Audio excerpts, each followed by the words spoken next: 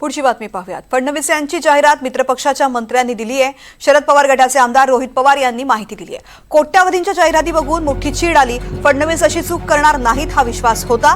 त्यानंतर माहिती घेतली असता हे समजलं की ही जाहिरात मित्रपक्षामधील मंत्र्यांना दिली आहे। या जाहिरातीसाठीचे कोट्यावधी रुपये कुठून आले, हा मंत्री कोण, असे अनेक प्रश्न निर्माण होतात। जाहिराती देणारे समोर आले तर या प्रश्नांची उत्तरं नक्कीच मिळतील, असं रोहित पवार यांनी म्हटलंय।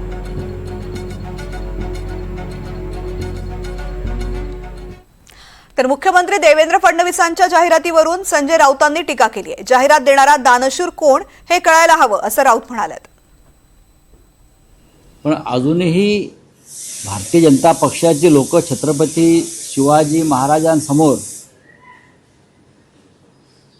त्यांना फुलं वाहतायत, त्यांना अभिवादन करतायत, अशी जाहिरातबाजी काल नक्कीच केली। म्हणजे वृत्तपत्रात पहिल्या पानावर जाहिरात, टीव्ही वाहिन्यांवर जाहिरात, राज्यभरामध्ये होर्डिंगच्या माध्यमातून जाहिरात, डिजिटल, हा सगळा खर्च साधारण 40 ते 50 कोटी रुपये आहे। आम्ही काल साधारण अंदाज काढला त्याचा।